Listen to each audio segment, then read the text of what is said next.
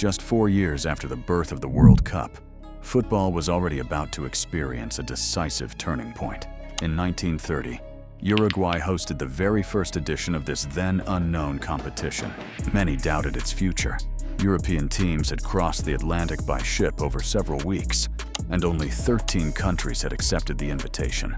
But in 1934, everything changed. For the first time, the World Cup was held in Europe. 16 nations were ready to compete. The level of play increased. The stadiums were bigger. The organization was more ambitious. But behind this celebration of football lay a particularly dark political context. The host country was Benito Mussolini's Italy. For the fascist dictator, this World Cup was not just a football tournament. It was a tremendous opportunity to demonstrate the power of his regime to the world. Welcome to the history of the 1934 World Cup, probably one of the most controversial editions of all time. I'll explain all this in 7 chapters. But first, like and subscribe so you don't miss anything about world football. Chapter 1. Mussolini's Italy.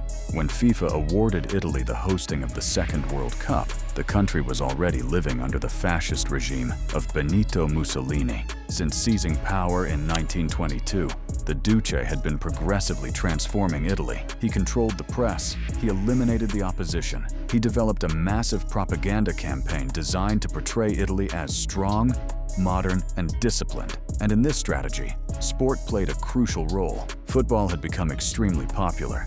Stadiums attracted tens of thousands of spectators every weekend. Mussolini quickly understood that a sporting victory could have as much impact as a military one.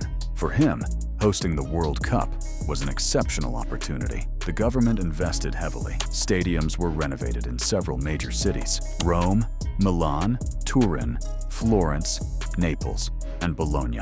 The infrastructure impressed the foreign delegations. The objective was clear: to convince the world that fascist Italy represented the future. Throughout the country, posters advertising the World Cup hung alongside portraits of Mussolini. The tournament became a massive propaganda tool. Even today, historians debate the regime's true influence on the competition. One thing is certain: never before had a World Cup been so intertwined with politics. The favorites. From a sporting perspective, this edition promises to be exciting.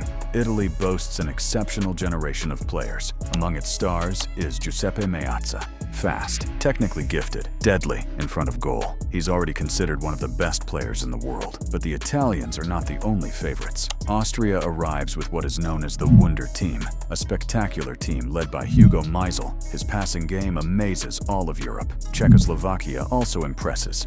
Very solid defensively, disciplined, capable of beating any team. Spain has several of the best players on the continent. As for Germany, it is gradually returning to the international stage. All the conditions are in place for an exceptional World Cup. No one yet suspects the controversies that will follow. Chapter 2. A completely different World Cup. In 1930, 13 teams participated in the tournament. This time, FIFA wanted to take things to the next level. 16 nations qualified. But above all, the format changed completely. There was no longer a group stage. The competition began directly with the round of 16, a single elimination tournament. Just one defeat, and the dream ended immediately. This format considerably increased the pressure. Every mistake could mean elimination. Every match already felt like a final, an absence that caused quite a stir. The most notable absentee was the reigning world champion, Uruguay. Why? 4 years earlier, many European nations had refused to cross the Atlantic to participate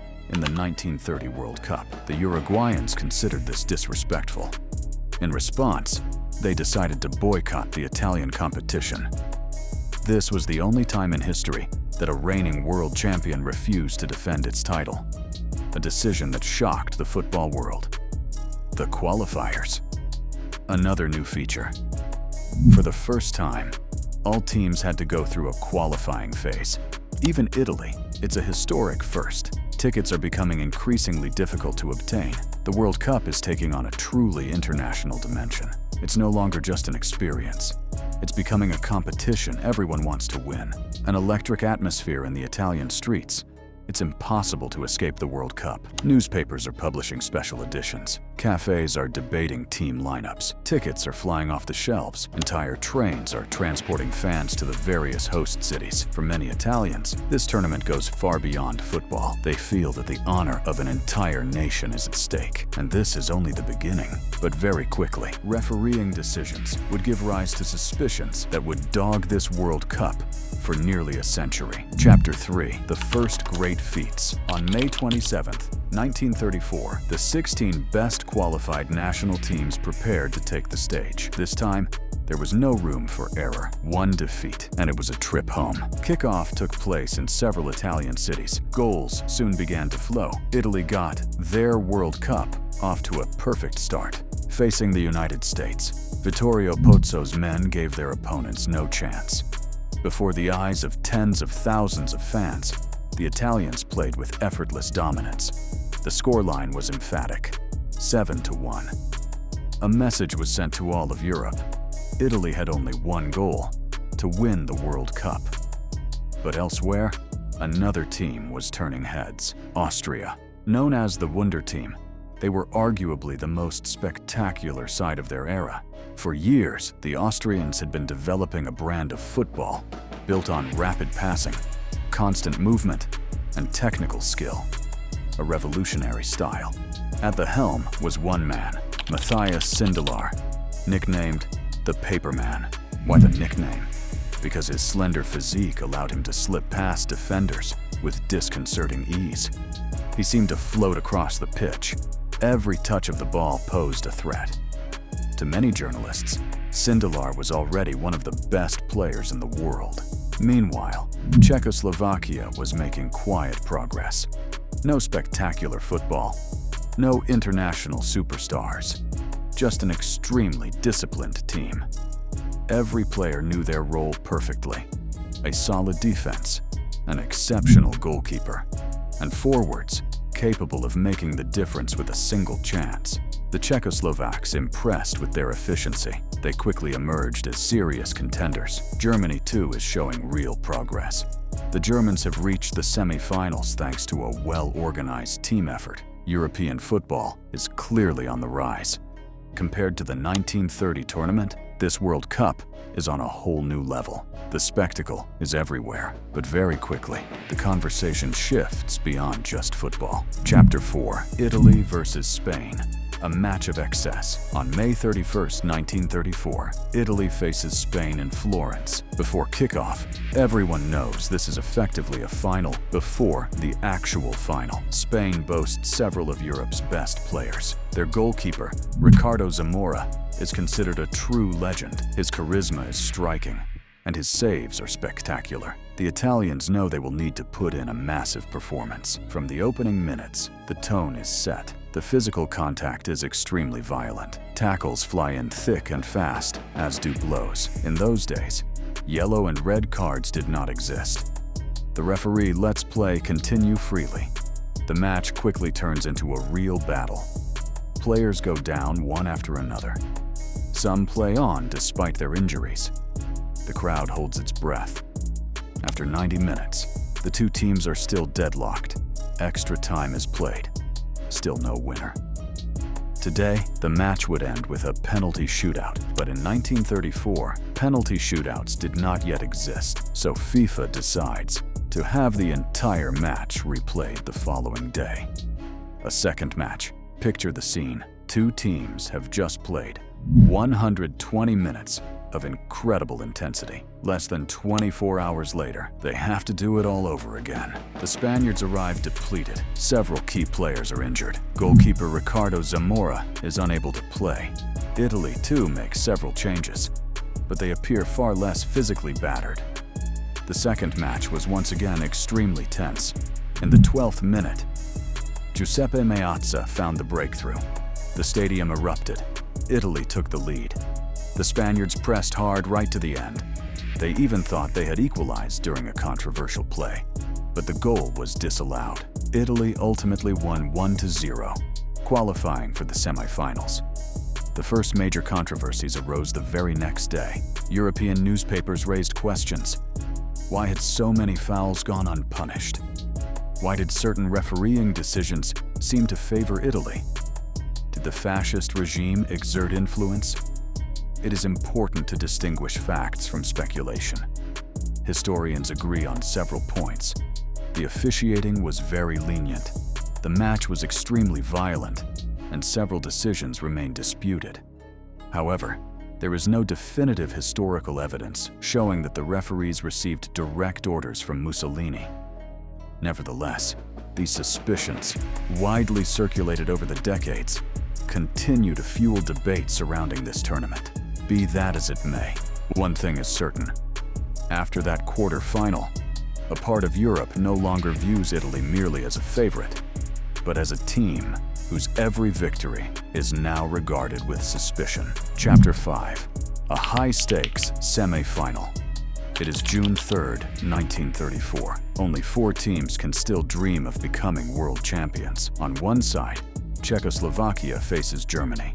On the other, all of Europe has its eyes fixed on Italy versus Austria. But this is no ordinary match. Austria is considered by many to be the best team in Europe. Its famous Wunder team captivates football fans. Its playmaker, Matthias Sindelar, is one of the continent's biggest stars. His style is elegant, fast, and technical, a stark contrast to the much more physical game played by Italy. The stadium in Milan is packed to capacity. Over 50,000 spectators are attending this semi-final. Chants ring out long before kickoff. For the Italians, elimination on home soil would be a massive failure. The pressure is immense. From the opening minutes, the two teams cancel each other out. Austria often dominates possession, while Italy responds with remarkable defensive organization. Every duel is intense. Every ball is fiercely contested. Then, in the 19th minute, Italian forward Enrique Guaita capitalizes on a poorly cleared ball to open the scoring. The stadium erupts. Italy leads 1-0. The Austrians try to fight back.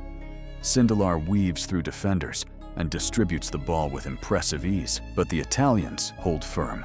Goalkeeper Gianpiero Combi makes several crucial saves. At the final whistle, Italy has qualified for the final. More criticism. Just like in the quarter-final, the officiating is a talking point. Austrian journalists believe several Italian fouls should have been penalized. Others point to the pitch, made difficult by the rain, which supposedly favored Italy's more direct style of play. Here, too, the debate continues to this day. One thing is certain, Italy is now just one win away from the world title. Meanwhile, in Rome, Czechoslovakia beats Germany 3-1, quietly, without controversy, thanks to a perfectly organized team effort. The lineup for a unique final is now set. Italy versus Czechoslovakia. Chapter 6. The Grand Final. The Stadio Nazionale is packed. Tens of thousands of spectators fill the stands, among them Benito Mussolini. His presence serves as a reminder that this final goes far beyond the realm of sport. For the fascist regime, victory has become a political imperative. The referee blows the whistle to start the match. The Italians attack immediately, but Czechoslovakia holds firm. The minutes tick by. Chances come and go. The goalkeepers shine. The score remains level.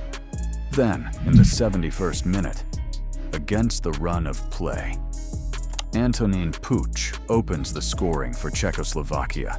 Silence falls over the stadium. Italian fans can hardly believe their eyes. The dream seems to be crumbling. The Italians react immediately. They throw everything they have into the fray. In the 81st minute, Raimundo Orsi beats several defenders. His shot finds the back of the net. 1-1. The stadium erupts. The momentum of the final shifts. Extra time begins. Both teams are exhausted. Legs are heavy. Any mistake could prove fatal. Then, in the 95th minute, Giuseppe Meazza accelerates.